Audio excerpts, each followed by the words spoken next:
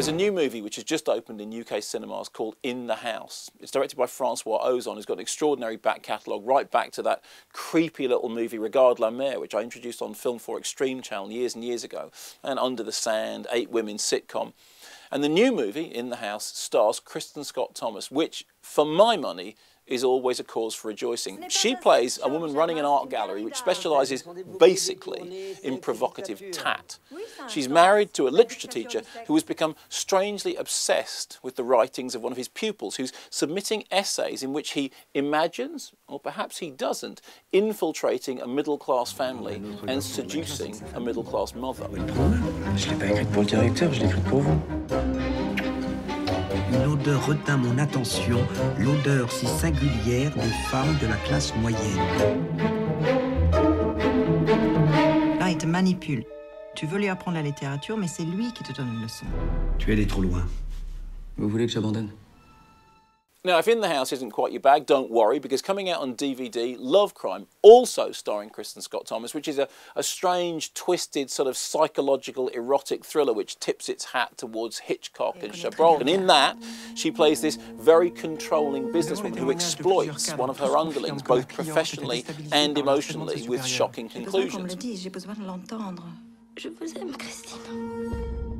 Love Crime, which is a French-language production, the last film by Alan Corneau, has recently been remade in the English language by Brian De Palma as Passion, starring Noomi Rapace and Rachel McAdams. I haven't seen it yet, but it could easily have been remade starring Kristin Scott Thomas, who, as well as being an extraordinary versatile actress, is famous for working on both sides of the channel. She makes as many movies in French as she does in English. You think of her great English language movies, you think of 4 Weddings and a Funeral, you think of Gosford Park, you think of The Horse Whisperer, you think of The English Patient. When you think of her French language movies, you think of films like Tell No One, or I've Loved You So Long, or Leaving, Partir, for which she won the coveted Kermode Award for Best Actress. In fact, when it came to preparing the European version of 4 Weddings and a Funeral, Kristin Scott Thomas dubbed her own voice from the English language into French.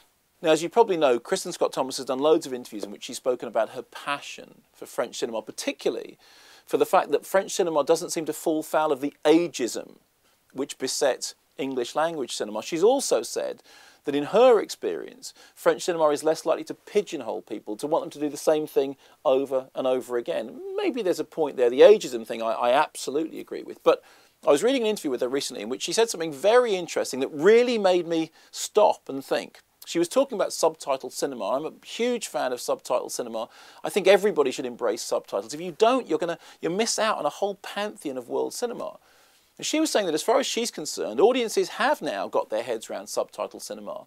And she thought that one of the reasons was these things, mobile phones. Now, of course, you know, my attitude to mobile phones is that they are, on one level, the work of Satan. The sound of a mobile phone going off in a cinema drives me mad. The light from a mobile phone in a cinema drives me mad. But Kristin Scott Thomas said this: in an age in which young people communicate primarily through email and texting, they've all got really used to the idea of conversing through the written word. In fact, as far as she's concerned, they all now think of the written word as pretty much the same as conversation. That's what you need to get over to embrace subtitled cinema. You're not thinking about it as reading, you're just thinking about it as dialogue.